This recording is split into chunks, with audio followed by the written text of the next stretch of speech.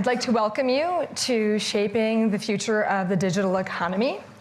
I want to extend a special welcome to our audience. Thank you for coming so early this morning, as well as our panelists, and I'll introduce them in just a moment.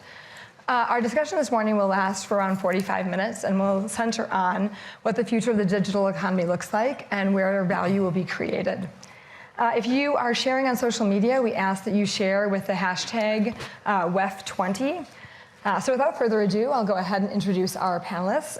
Immediately to my left is Börje Ekholm, the CEO of Ericsson. Then Keith Block, the co-CEO of Salesforce.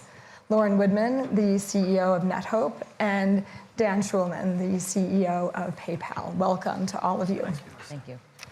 Obviously, one of the things that defines technology is its ability to disrupt.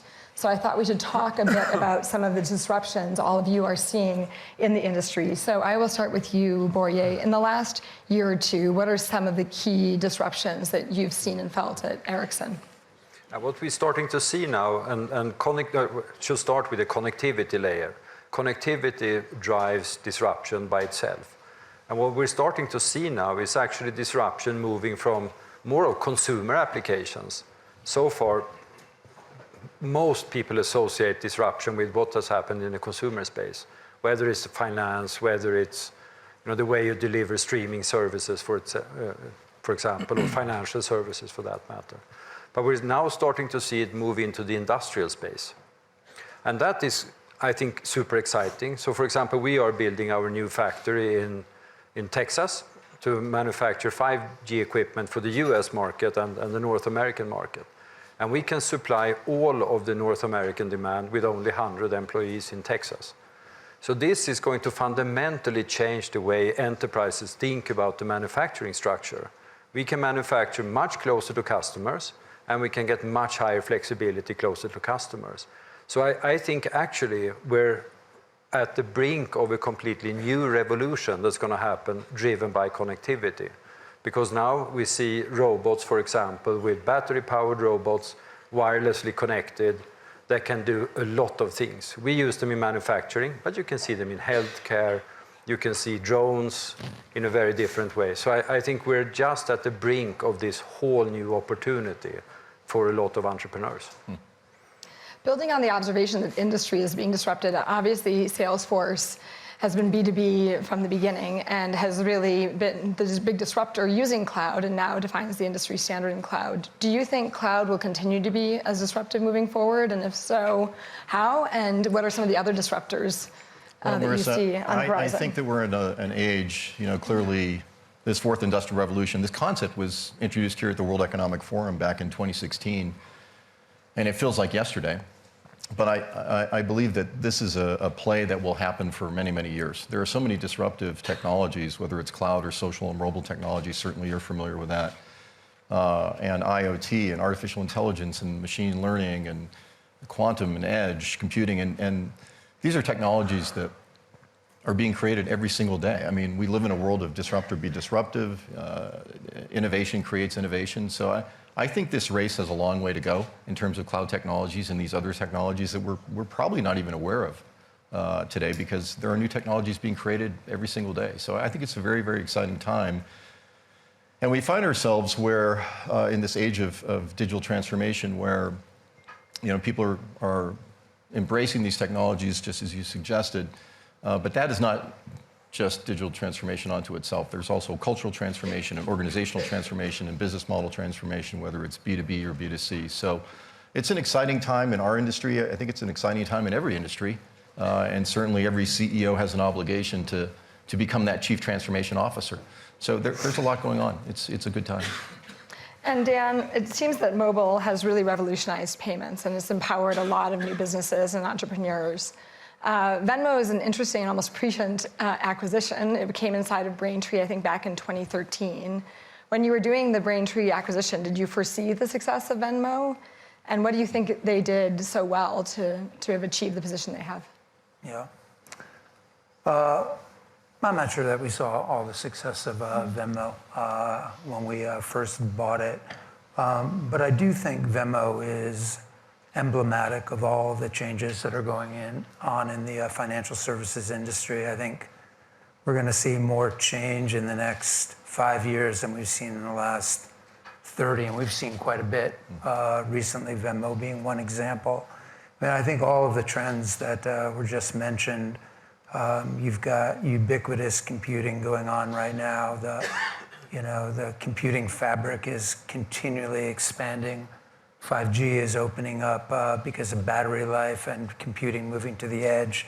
IoT, so you're going to see much more data. Data spawns a lot of innovation for us. And then, machine learning and AI is going to be built into every machine and every application. That's going to change how quickly we can do things, how much data we have. And then on top of that, what we really see is the physical world and the digital world blurring together. And you're seeing that happening in payments. You're seeing that happening across multiple industries right now. And then I think the final thing is we're all moving to become platform companies that really move from one adjacency to others, building on a common set of utilities and tool sets and data sets. And those platforms are redefining the way we think about industries, about economic models, business models. And very importantly, to what Keith was saying before, is these models and these platforms have economies of scale, but those economies of scale, if they're not done well, can lead to the seeds of destruction of them as well. And so trust and values are incredibly important in this world ahead. And so all of those things combining together to not just change, I think, the financial services industry, but all the world that we live in. Mm-hmm. And Lauren, NetHope joins together nonprofits with technology innovators. What are some of the groundbreaking examples you've seen lately in terms of that collaboration? Yeah, thank you for the question, because it's interesting listening to my colleagues, because the disruption that we see happening in the technology sector is also happening in the nonprofit sector and the work that we're doing in humanitarian response and in development. And it starts with connectivity. As we bring connectivity into underserved communities, the ability of those communities to engage, whether it's through financial inclusion, whether it's through access to services that are enabled by these platforms, that is fundamentally changing the way that we think about humanitarian response. It's changing the way that we think about development, and it's changing the way that we think in the nonprofit sector about our partnership with business and how we, working with the private sector, can support the greater development of understanding what works and what doesn't. And as we move into this world of stakeholder capitalism, and we're all trying to think about how do we have a benefit for the world in which we all work and in which we live, that partnership becomes really important and becomes really critical as we think about that disruption of change of the business model and what we think our role is in it. I want to move on now to how value is created from some of these disruptions. Dan talked a little bit about artificial intelligence. It's an area of great passion of mine, and I know Salesforce has been investing heavily in AI in terms of what type of value that could bring to you and to your customers. So can you tell us a little bit about Salesforce's investment in AI and what we can expect to see? Well, look, AI is pervasive, and everybody has their own definition of AI. If we took a survey of this audience, everybody would have a different opinion of what artificial intelligence means and what the future of AI is. We have our own AI initiative. It's called Einstein, and it's embedded in our platform, and a lot of the use cases around classic use cases for what we do around sales and productivity of somebody in the sales organization, or productivity around service, and providing a higher level of service or next best recommendations and actions to delight a customer, or which marketing campaigns make sense. We even use Einstein internally to make predictions. Mark and I have our company meeting, and we sit around and we ask all of the people who run our business what their forecasts are, and then we turn to Einstein and say, well, what's your forecast and what do we believe? And the accuracy is amazing. But we're up to 10. Who do you trust? I trust everybody. Trust is our number one value at Salesforce, so it's all good. So far, so good. But we do over 10 billion predictions in Einstein every single day on behalf of our customers. And this is something that we see well beyond just what we do, but you see this in every industry. You see this in healthcare. You see this in financial services. in terms of wealth management. You see it in telecommunications and media. So AI is certainly pervasive. It's everywhere. And we're learning things every single day from Einstein use cases, from our customers who are asking us to come up with different ideas around how to apply artificial intelligence in every walk of life, whether it's a B2C model or B2B model. I do want to go back to one thing that we talked about earlier, which was the whole notion of this digital transformation, because AI is certainly part of it. And one of the things that we see as we talk to other customers is that, there is certainly in this digital transformation era, there is the uplift of technology, embracing that technology. AI is certainly a classic one, or cloud computing. But not leveraging the value of that technology and what it can do in terms of changing a business model is a common mistake. And one of the things that we always talk to our customers about is don't just refresh the technology, take advantage of what it gives you. And that's certainly one of the legs of digital transformation. The second one is the business model change. We have companies every day who are B2B classic companies who are trying to reinvent themselves to become B2C. You think about medical device manufacturers who want a direct relationship with the user of that technology. You have consumer packaged goods companies who are typically B2B who now want a direct relationship with that consumer as well. And AI use cases there are astounding. So that business model transformation is certainly important. And then to your point, the ethical use of the technology, and AI is certainly a hotbed for that, that we all have to pay attention to. But as a CEO, an executive who is bringing that technology into your organization, you have to think about the implications of that technology on your organization, on your workforce, on the ethical use, and you have to address that with the community, if you believe in stakeholder theory, and certainly we do, and how your employees feel about it. So there's a lot of disruption, and AI seems to be at the forefront of it, and we're embracing it at Salesforce. In terms of that business model disruption and change, Dan, I wanted to come to you because obviously in payments, transaction costs often go down. There's often a lot of pressure there. Where do you see some of the new opportunities for value creation in the payment space? Yeah.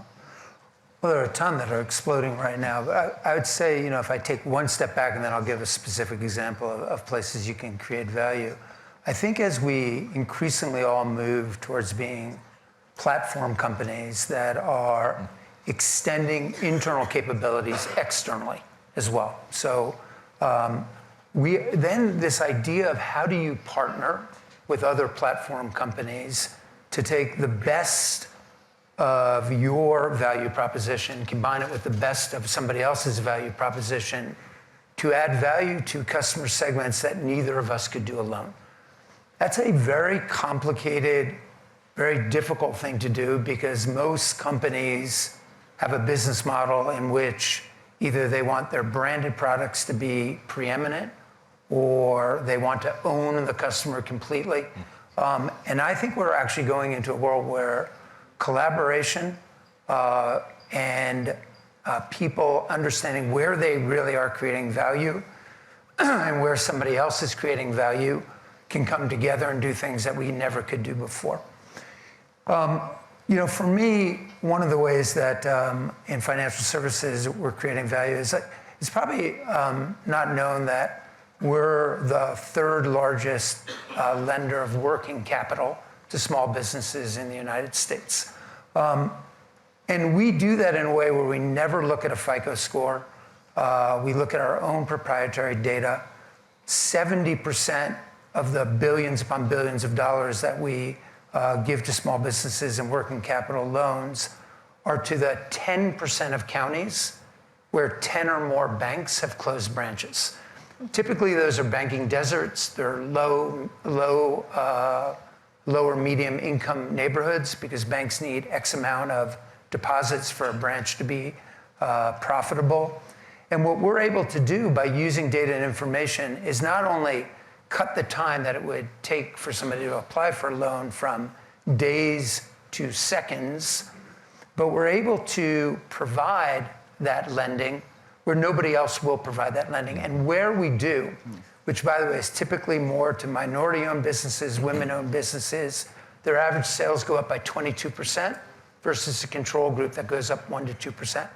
That's basically using data and information and scale to create value that you wouldn't have seen in the traditional world. And to me, those kinds of things where you can start to use data and information in ways that where your products and services actually become part and parcel of your ESG mission, as opposed to them being separate, I think are ways that we all need to start to think about how we offer products and services out into the market. That's terrific. It's a great example. Earlier we talked about how the fabric of computing and connectivity is changing, and obviously at Ericsson Boria, you've made a lot of investments around 5G. Can you tell us a little bit about where you see the value being created in 5G? I know there's a lot of different facets and opportunities there, but how do you see it? 5G is super exciting, we think, right? And it back to the whole notion that connectivity is so critical for whatever we're going to do. If we talk about AI, or if you talk about public cloud, or if you talk about the edge and future computing, it's going to be driven by connectivity. So ultimately, we need to be able to connect everything. And now we sit with a technology that's uniquely appropriate for connecting everything. So 5G brings a couple of benefits. And actually, there is a 5G network installed here, which gives, a gigabit per second in speed and less than 10 milliseconds of latency. How do people use it? You just need to get a phone that has 5G chipsets in, and this one has that. But Swisscom has put it in here. It's using our equipment, so we can proudly present that, right? But it shows a bit of the capabilities, and we have an industrial partnership with ABB, so we do a robot testing here, which is connected through a 5G network, and you can use a pad to write on just to test it, and it writes 700 meters away with no latency. So you can start to see that benefit of that whole connectivity. And that's something we invest for. So 5G in short, 10 times higher speed, 10 times lower latency, and it's predictable latency, which is equally important. It allows you to have many more connections per cell site. So you can have much denser sensor applications, for example. So again, think about the factory. You're going to have thousands of sensors in a factory. That requires 5G to be able to connect. It's also better power management, so you get much longer battery life. So all in all, it provides so many benefits. That's going to be a platform for innovation. That's what we think. You're going to see a lot of companies leveraging those capabilities and actually drive completely new business models. And I want to touch upon one thing that my fellow speakers also said. It's trust, I think, is going to be critical in this new world. So you're going to connect everything. So first of all, you need to trust your connectivity, but you need to trust the other side also. How are they going to use this data? So we as companies need to think much more about trust and how to build a long-term trust, and trust in our brand, in our company, for the general public. I think that's a big, big question for the future. Lauren, in terms of a different type of connectivity, one of the things your business does is connect people. And in this increasingly connected world, I'm interested to learn your perspective of, are you seeing that innovators and nonprofits are finding themselves without your platform? Or is it more happening more through your platform? And also any novel applications of technology that you've done at NetHope? Yeah, I mean, certainly innovators and nonprofits find each other all the time. And they do so especially at the local level and at the national level. We work primarily with the largest of the humanitarian and development organizations around the world, and with the large technology providers. And frankly, that's a place where there's the huge potential for scale, but where the challenges are really, really difficult. To your point, it's not, the technology is widely available, and frankly, the tech sector and the telecom sector have been incredibly generous in supporting nonprofits, but it's the change of culture and the way that we think about development and the co-creation of solutions with communities, which only happens when we can bring those local partners together with the underserved communities that we see. And I think one of the, you ask about some of the innovative solutions, it is a combination of all the things that you hear my fellow panelists talking about. You see communities who are using, for example, alternative energy solutions to create mini grids in communities that don't have electricity, that are monitored by sensors, the data is tracked, which is tracked over time to provide insight into how you can better utilize these precious resources, which create micro-business opportunities for women and places where there aren't those opportunities. And that value creation change that happens is really critically important. I would agree wholeheartedly that this question of trust becomes really important, because no community wants to dive into something that may threaten where they don't know where that data is going. So this whole ecosystem, I think, really becomes critically important when we think about how we use technology, not just because it's interesting or it's nifty, but how do we actually use it to not only create value, but also benefit for the communities where we want to see it applied. I think all the panelists have talked about the issue that trust is really important, and in particular, partnerships and collaborations are really important. At NetHope, who are among your most important collaborators and partners? Well, I mean, we work, with all of our colleagues here, with Microsoft, with Facebook, with Google, all of our large tech partners, and then all of the large humanitarian and development organizations, from Mercy Corps to the Nature Conservancy to Catholic Relief Services and everyone in between. I think the question, though, that we are all struggling with is, in these questions of trust and ethics, we're starting to figure out what that means in this world, but what does it mean in a world where technology is not as ubiquitous as it has been? What does that mean when we want to apply AI to extract learnings about the impact of a given solution in a community and what the benefits might be, when a good percentage of the population isn't represented in the data that is shaping those analytics and those outcomes? And so I think that the demand for an open conversation continues to increase, especially as technology continues to be ubiquitous, as 5G rolls out around the world and more people are involved in that. That question of trust and transparency and predictability and ethics is one that I think is going to challenge all of us in the coming decade. I do think, Marissa, if I can jump in, that platform owners need to take responsibility for what rides on our platforms. And I think that's a little bit different than where we've been, but I think it's very hard, and you're criticized for almost any action that you take. But I think, like for instance, at PayPal, we have an acceptable use policy that nobody is allowed to use PayPal or Venmo to raise money if they advocate violence, hatred, or racial intolerance.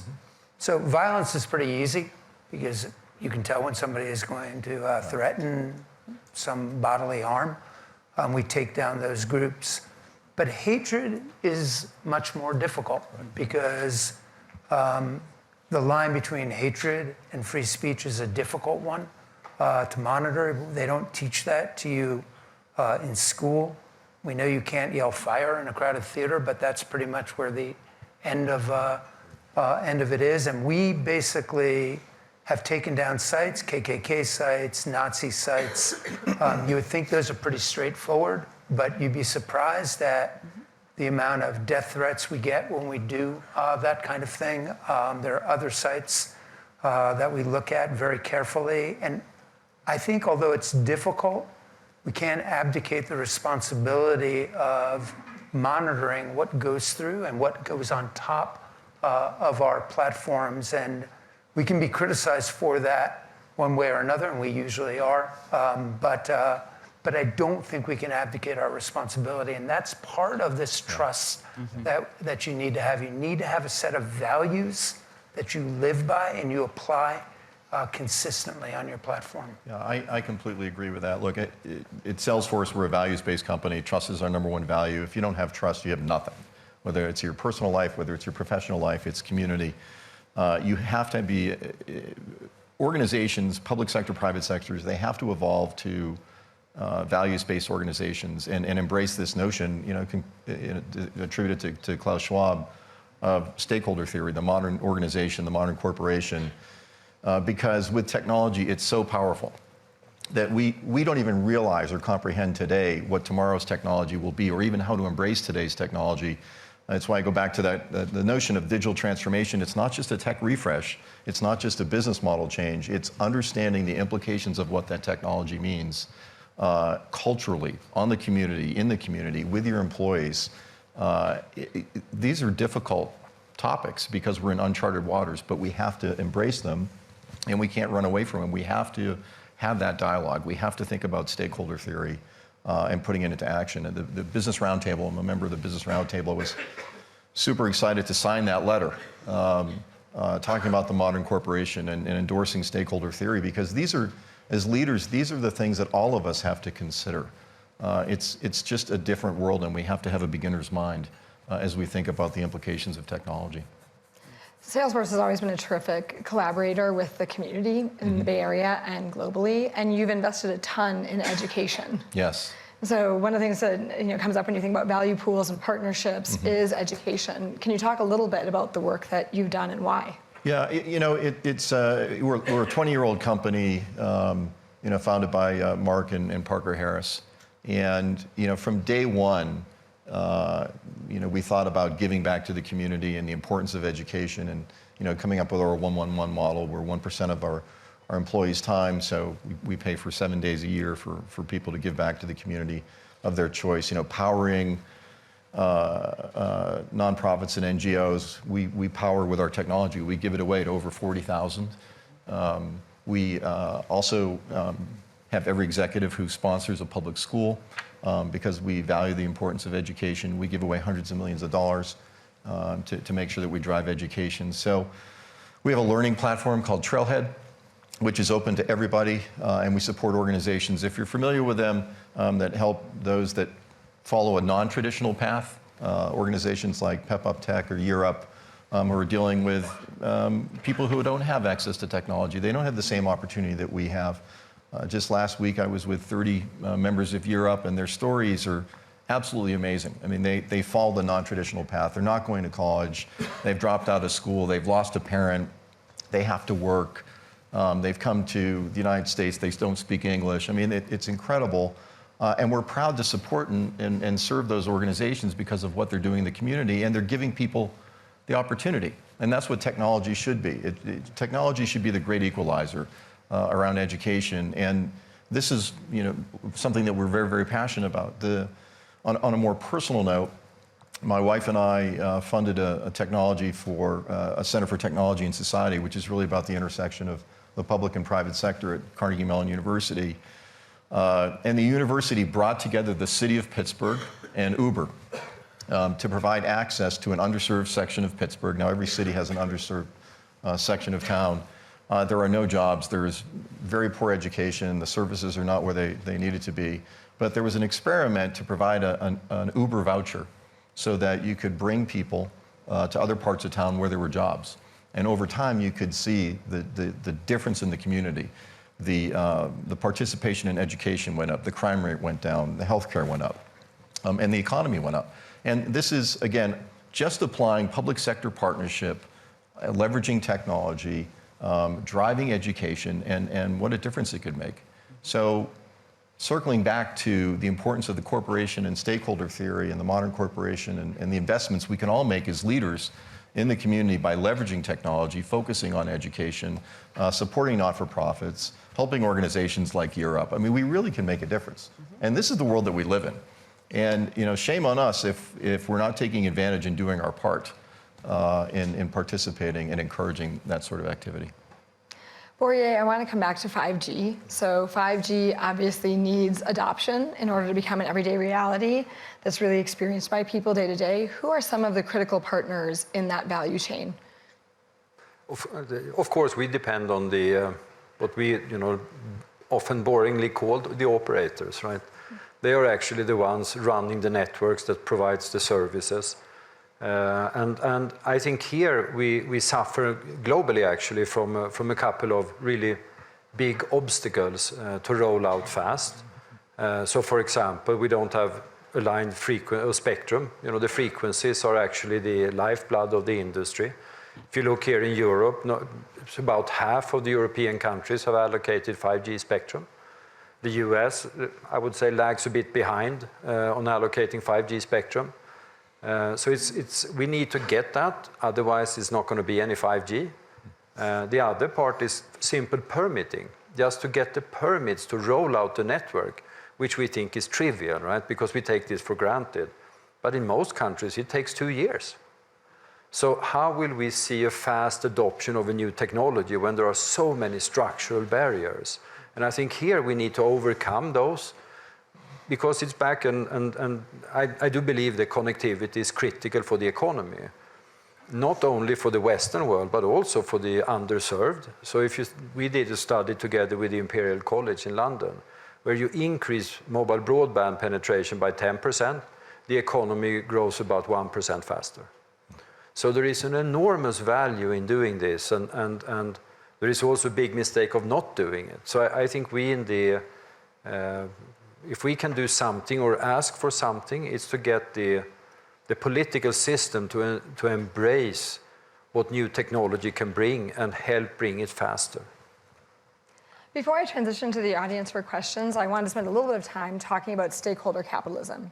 This is the 50th year of the WEF, and stakeholder capitalism is something that's obviously been present in Klaus Schwab's vision from the very beginning.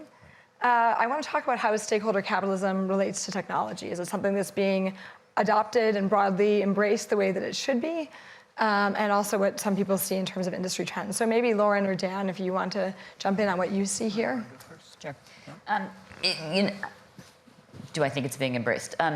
I think so. I think we have a much longer way to go, though. And I think at some level, we have done a good job at dipping our toe in the water. I think many companies, tech and otherwise, have worked closely with the nonprofit sector for a while, sometimes in partnership around projects, sometimes just to listen and understand what's happening in the communities in which they work. Many stakeholder groups are not represented by traditional nonprofits, but certainly they need to be engaged. But it has been relatively superficial, and there's much more that we can do. We are grateful, I think, as a sector for what has happened to date, but a lot of times it stops short. And I understand the pressures from a capitalist, from a private sector business, and needing to also meet shareholder demand. But I think we need to start having an open conversation, and I'm glad to see that conversation has begun around what does value actually mean that we're trying to return to the communities in which we work, and the shareholders which are also part of that community. There's a lot more to be done.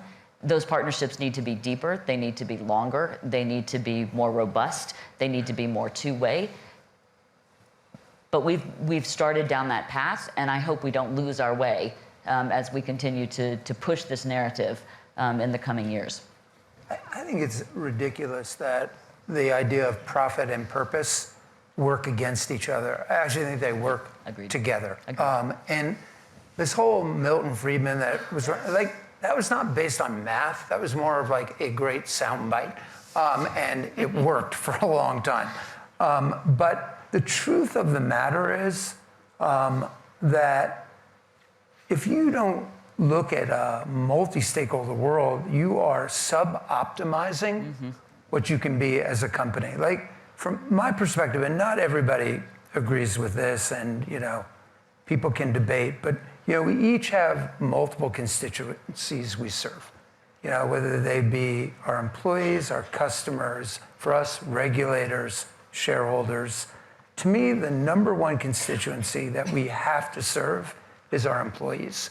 By far and away, if you don't have passionate, engaged people who work with you, then you can never aspire to be a great company. You can have a great strategy, but if you don't have inspired, passionate employees who are financially secure, who feel financially healthy, then you can't ever hope to be a great company. And I really feel like this is becoming a huge issue, not just within companies, where, by the way, if we do that, we create competitive advantage. But our democracy, I think, my favorite quote on democracy is democracy needs to be more than 2 wolves and 1 sheep voting on what to have for dinner, okay? And so, like, that means you have to rise above your own self-interest for democracy to be effective.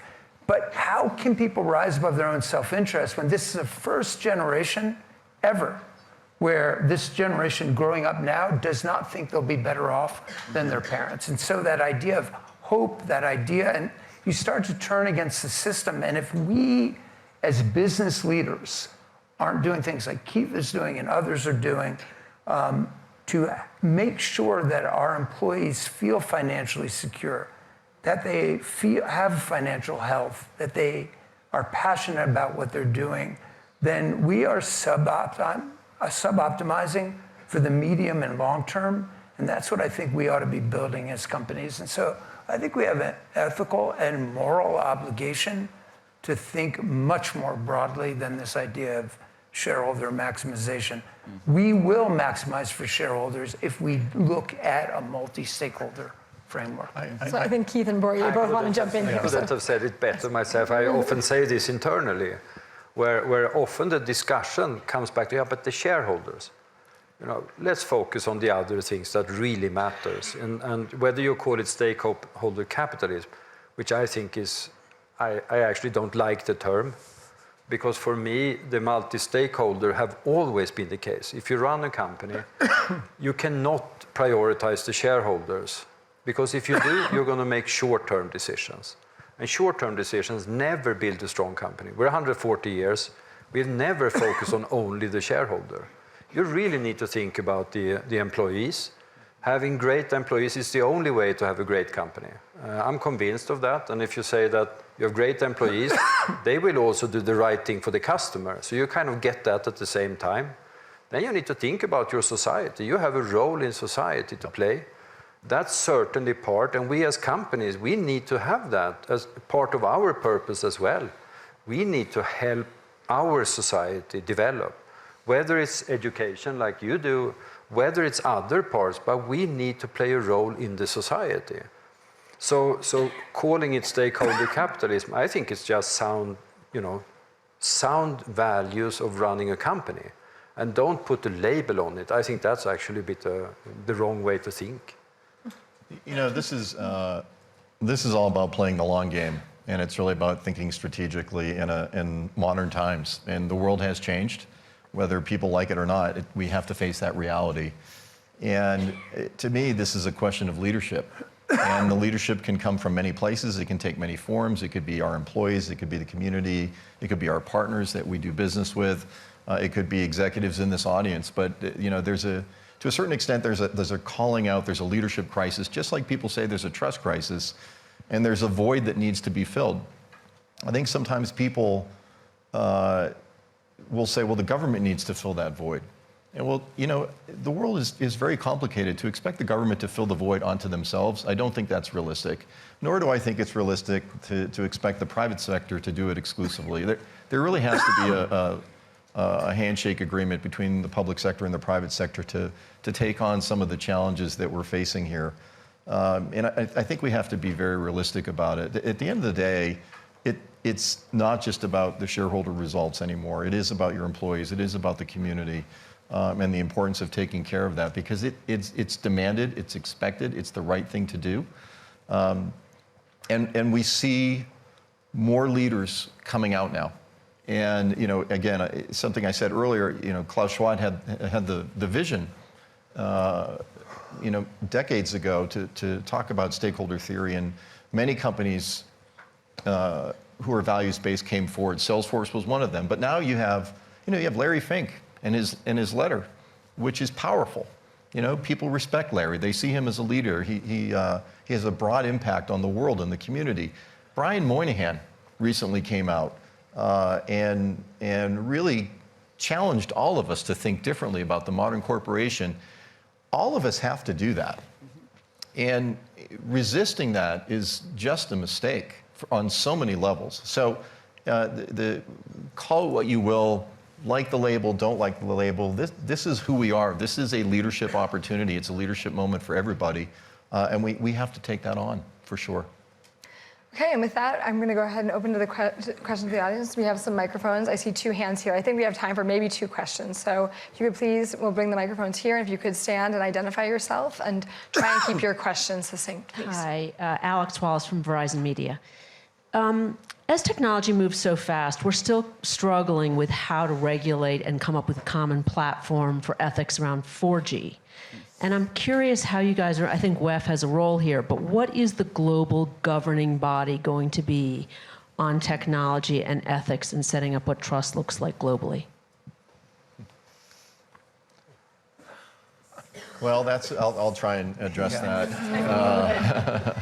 Of course, feel free to pipe in here. Keith, we should do this. Great idea. Look, we are fractured today. Again, I think part of this is just an appreciation for technology and the implications of technology and the use cases of technology. We can't comprehend all these different use cases. Every day is a learning moment.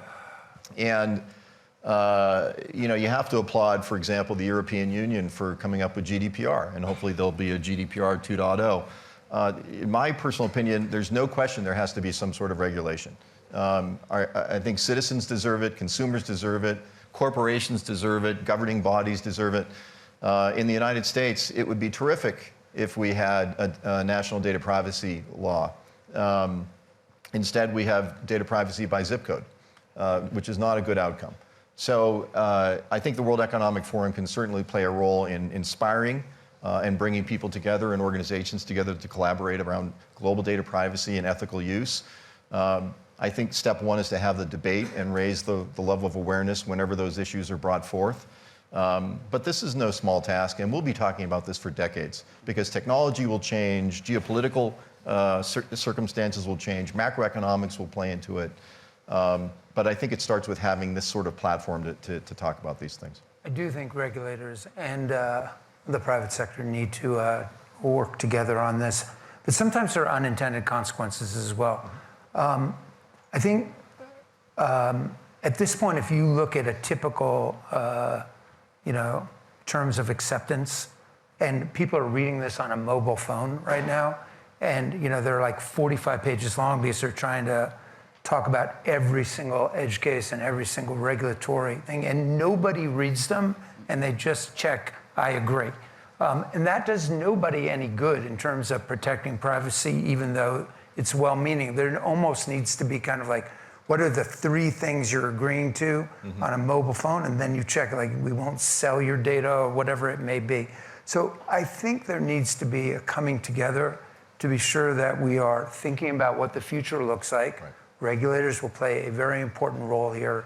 But we, like I was saying before on other things, we should not abdicate our responsibility waiting for regulators to create data privacy and data protections for consumers and for businesses. Great. And actually, it's an interesting question from another dimension also. When you think about integrity, personal integrity, you value data differently also. So I wonder here if there is, if we're searching for the regulator to regulate this. But I wonder here, it probably comes back much more to an individual point of view going forward, and the corporations, we'll call it the platform owners' point of view. And here it may be that it can be a platform serving the same markets, but having different levels of privacy, for example. So it's not I'm not sure it's a regulatory thought process, and that's why I wonder if we we need to discuss this in many, many different forums and in many different situations. But I think we as companies, we need to also decide on what do we think, what we believe is the right level for us to do. And then you kind of build your own compass along those values. And that's a very different world in the future than it's been in the past. So I think we as business owners and business leaders, we need to think much more about how do we approach the market, what do we offer, and there is what you build trust through your long-term actions and transparency. And with that, I thought we have to bring our discussion sadly to a close. Thank you.